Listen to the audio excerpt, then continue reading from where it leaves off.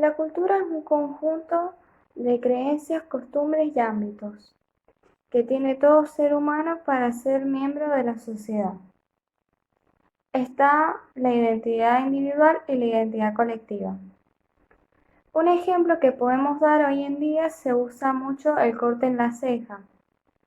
Esto en la cultura individual se dio en los años 90 y ahora en la actualidad se vuelve a usar. ¿Y cuál es el tema? ¿En qué afecta a la cultura individual? Que se empieza a usar por medio de una persona y al tanto cantidad de tiempo, probablemente, ponele, si estamos en un curso y una persona lo tiene, probablemente mis compañeros también lo tengan. Y en la cultura colectiva, el corte en la ceja se da en la interacción de miembros de una sociedad cotidiana. La identidad y la cultura colectiva. La globalización y la cultura individual y colectiva. La globalización es un proceso económico, tecnológico, político, social y cultural. Sus características son la integración social, económica y política, la unión de mercados mundiales, relaciones comerciales y financieras, fortalece las relaciones internacionales, aumenta la producción de bienes aparte, y es el avance tecnológico y los medios de comunicación. Una manera social de un pequeño grupo sería el LGBT. ¿Qué hace el LGBT? El LGBT está compuesto por todas las personas diferentes a la orientación sexual de los heterosexuales. Serían las personas comunes. Ellos luchan para que se les reconozca su orientación sexual y luchan contra las personas distintas a ellos, que serían los heterosexuales.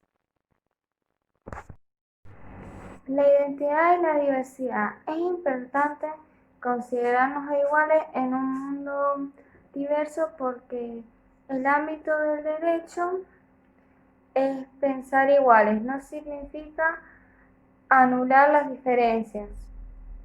Por el contrario, es el desafío a una convivencia ciudadana que consiste en la garantía a igualdad y preservar las diferencias.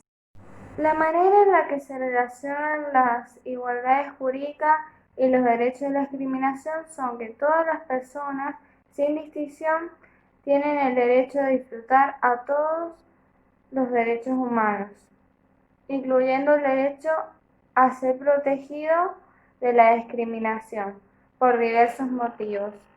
Entre unos son la orientación sexual y la otra es la identidad de género. La pobreza y la exclusión temprana. La pobreza, ¿qué es? Es una situación en la que no podemos tener necesidades o falta de recursos, son de alimentación, la vivienda, la educación. La exclusión temprana son perspectivas teóricas, que sería la preocupación de los jóvenes que están excluidos de las ciudades. Trabajan a temprana edad normalmente y abandonan los estudios. Una de las consecuencias de la pobreza que podemos dar es la malnutrición, el abandono escolar y el trabajo infantil, la seguridad ciudadana y el aumento de la prostitución, la migración y la corrupción. Bien, la persona que se hace cargo de los problemas sociales es el Estado, que denomina a la subsecretaría. El Estado se ocupa de los problemas sociales a través del sector de la población que no logra acceder a los servicios de salud, educación, vivienda. Eso se supone que son problemas sociales. Bien, acá vamos a hablar sobre las normas. Las primeras son las normas jurídicas. Son reglas de conducta directamente promulgadas por un poder legítimo para regular la conducta humana por el medio de una percepción, autoridad o prohibición. Por ejemplo, la prohibición de que un menor trabaje. o sea, un niño. Después tenemos las normas sociales.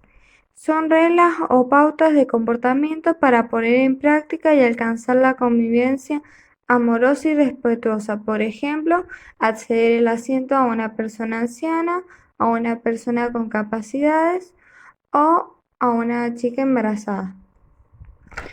Después tenemos las normas morales. Es un conjunto de reglas sobre la conducta del hombre, que los individuos distinguen el bien y el mal con respecto a los valores éticos. Por ejemplo, asegurar el bienestar físico y fisiológico de sus hijos. Los derechos humanos. Los derechos humanos son los que todas las personas tienen solo por el hecho de ser personas, es decir, sin importar su cultura, su clase social, etc. Las características de los derechos humanos son que son irreversibles, universales, indivisibles, no negociables y obligatorios. Dos ejemplos de derechos humanos de esta pandemia del COVID-19 son el desalojo forzoso de personas de sus hogares, que sería el derecho a la vivienda, y la contaminación de aguas, por ejemplo, el desecho de las instalaciones propias del Estado, que es un derecho de salud. ¿Cómo está organizado la Argentina, nuestro Estado y las principales características? La nación argentina se organiza por su gobierno representativo, republicano y federal. La representativa por un gobierno a los pueblos, por un gobernador a los pueblos. Es federal porque los estados provinciales conservan su autonomía, a pesar de las reunidos bajo un gobierno común que es el gobierno nacional.